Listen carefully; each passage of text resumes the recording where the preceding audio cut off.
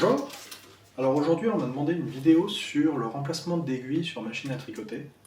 Je me suis dit que ça allait être une vidéo assez rapide à faire, donc je l'ai attaqué direct. Là j'ai ma Silvery Desca 840 qui est de sortie. Donc cette méthode va pouvoir s'appliquer à toute machine sous brevet japonais, donc Silvery Browser. Toyota je l'ai jamais fait mais je vois pas de contre-indication, donc normalement ça devrait marcher. Par contre, cette méthode va s'appliquer uniquement donc, aux machines sous brevet japonais avec une barre mousse. Donc les machines sous brevet français par exemple, comme les Singer ou sous brevet suisse, ne vont pas avoir la même méthode, donc n'essayez pas de reproduire cette méthode dessus puisque ça ne va pas fonctionner. Alors le remplacement d'aiguilles sur machine à tricoter, c'est quand même un des... comment dire, une des techniques d'entretien les plus courantes que l'on puisse avoir sur la machine après le nettoyage, parce que les aiguilles, avec le temps, elles vont se déformer, ou bien même s'encrasser, et il faut qu'on soit capable de les remplacer pour pouvoir soit les nettoyer, soit juste les remplacer parce que l'ancienne était défectueuse. Surtout quand on récupère une machine ancienne. En fait, pour moi, la première étape quand on récupère une machine ancienne qui n'a pas été entretenue depuis un certain temps, c'est déjà de changer la barre mousse quand elle est plus bonne. Et souvent la barre mousse, en fait, elle va laisser des dépôts qui vont s'incruster sur l'aiguille. Et donc là, autant retirer toutes les aiguilles pour les nettoyer, leur faire un bon bain. Moi, j'utilise souvent du pétrole désaromatisé. L'alcool ménager fonctionne également, mais n'utilisez surtout pas un produit acide comme du vinaigre par exemple. Vous pouvez vous dire ça attaque la rouille, donc pourquoi pas, mais en fait ça va également attaquer l'aiguille, donc n'utilisez pas de vinaigre ménager pour faire ça. Et donc voilà, une bonne nuit dans un bain va permettre d'enlever toute la crasse qu'il peut y avoir sur l'aiguille, et la crasse qu'il peut y avoir dans le système du clapet aussi, pour que le clapet puisse continuer à faire sa rotation facilement au passage du fil. Parce que vous verrez, si vous essayez de tricoter avec une aiguille défectueuse, ça peut poser des problèmes dans votre tricot. L'aiguille peut également s'user au passage pas seulement avec le temps, mais également quand vous allez tricoter au passage du chariot. Ça m'est déjà arrivé de tordre des fois des crochets ou de casser des clapets lorsque je tricotais. Ça arrive, c'est surtout par période je trouve, donc autant avoir plusieurs aiguilles de rechange pour pouvoir justement remplacer ces aiguilles au fur et à mesure, parce que on ne veut pas laisser des aiguilles défectueuses sur la machine. Petite technique, si vous n'utilisez pas souvent toute la largeur de la machine et que vous n'avez plus d'aiguilles de rechange, vous pouvez utiliser les aiguilles extérieures pour les mettre vers le milieu, là où elles seront plus utiles. Mais je vous conseille quand même d'avoir un bon jeu d'aiguilles de rechange toujours en stock. Donc là, je vais pouvoir montrer ce remplacement d'aiguilles en... Bon, je ne vais pas compter mes étapes à l'avance, mais en plusieurs étapes. Et comme ça, à la fin, on pourra être indépendant pour remplacer ces aiguilles et pour nettoyer des machines à tricoter.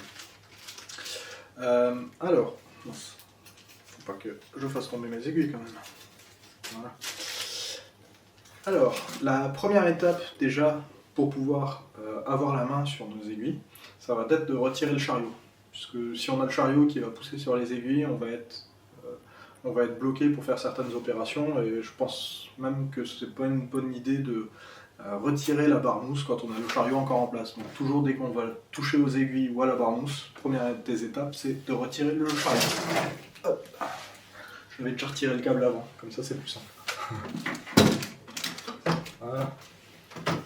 Et donc là, maintenant que le chariot est retiré, donc on va être libre sur nos aiguilles, et on va pouvoir commencer à retirer la barre mousse. Donc tant qu'on y est, on va pouvoir vérifier l'état de la barre mousse. Pour vérifier l'état de la barre mousse, souvent je prends un crochet ou un petit outil transfert, là, par exemple un crochet, que j'essaie de passer sous une des aiguilles. Si, sans que j'ai à lever l'aiguille, l'outil passe, c'est que la barre mousse doit être remplacée, et sinon c'est qu'elle est encore bonne. Voilà, c'est mon système pour le savoir. Pour sortir la barre mousse, ce que je fais, c'est que j'ai toujours une petite pince multifonction comme celle-ci. D'un côté, je vais pouvoir pousser la barre pour commencer à la faire dépasser. Comme j'ai un mur par ici, je vais pousser par là. Et une fois que la barre a commencé à être sortie, je peux utiliser ma pince du coup pour continuer à sortir la barre. Donc on n'a pas besoin de la sortir entièrement. On peut la sortir. Enfin, on peut la sortir entièrement si on a envie d'enlever toutes les aiguilles. Et sinon, on peut juste s'arrêter à l'endroit où on a l'aiguille qui pose problème. Et donc voilà pour l'étape 2 de la barre mousse. Et donc là on peut voir quand la barre mousse a été retirée, que les aiguilles se sont levées vers le haut, puisqu'il y a un système de ressort en fait qui les maintient vers le haut, c'est la barre mousse qui elle les maintient vers le bas. Donc quand nos aiguilles sont dans cette position là, on va pouvoir les retirer. Donc pour les retirer c'est simple, on va sélectionner notre aiguille que l'on veut retirer, on la pousse en avant, et là on peut voir que du coup elle est libre. Pour la sortir, surtout ce qu'il faut bien penser, c'est à fermer son clapet. Ouais, ça peut être bien utile dans d'autres situations aussi de fermer son clapet des fois, mais là c'est vraiment sur l'aiguille qu'il faut bien penser à fermer son clapet. Sinon le crochet risque de se bloquer là à l'intérieur, et après ça va compliquer un peu les choses. Et ensuite, on va pouvoir sortir l'aiguille, donc la faire passer vers l'arrière, et voilà. Et là, elle sort. Merde, le clapet s'est rouvert. Mais bon, ça n'a pas bloqué. Donc là, on a l'aiguille qui est sortie. Quand on veut remplacer l'aiguille, on va prendre une aiguille de remplacement. Surtout, on vérifie bien que la dimension de l'aiguille de remplacement est la même que l'aiguille d'origine, parce que sinon, ça va poser des problèmes. Par exemple, ici, j'ai pris une autre aiguille, et on voit qu'elle est un petit peu plus petite, parce que c'est l'aiguille de la double fonture. Donc ça peut poser des problèmes quand on utilise une aiguille qui n'a pas la bonne taille. Soit elle va pas rentrer et on va pas comprendre pourquoi, soit elle va rentrer mais elle va flotter un petit peu trop et là ça va poser des problèmes. Donc autant vérifier et comme ça on est tranquille. Pour la remettre en place, ça va être l'opération inverse. Donc on ouvre le clapet, sinon là ce coup-ci c'est le clapet qui... Enfin si le clapet est fermé, il risque lui de se prendre dans la petite structure métallique là. Donc ce coup-ci on l'ouvre, hop.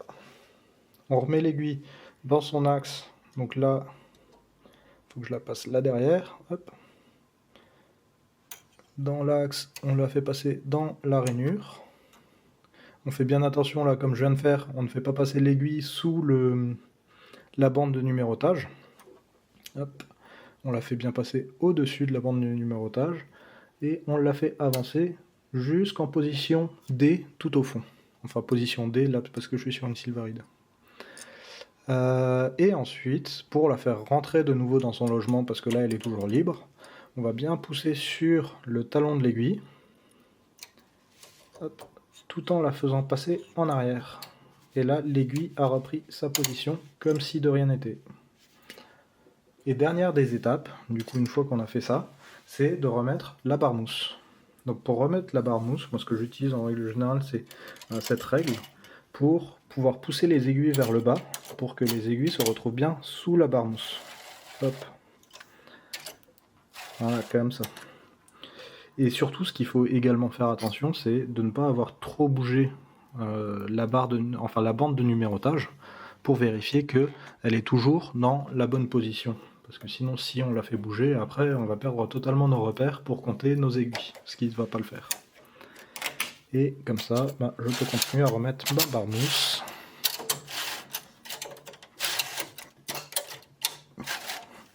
Hop.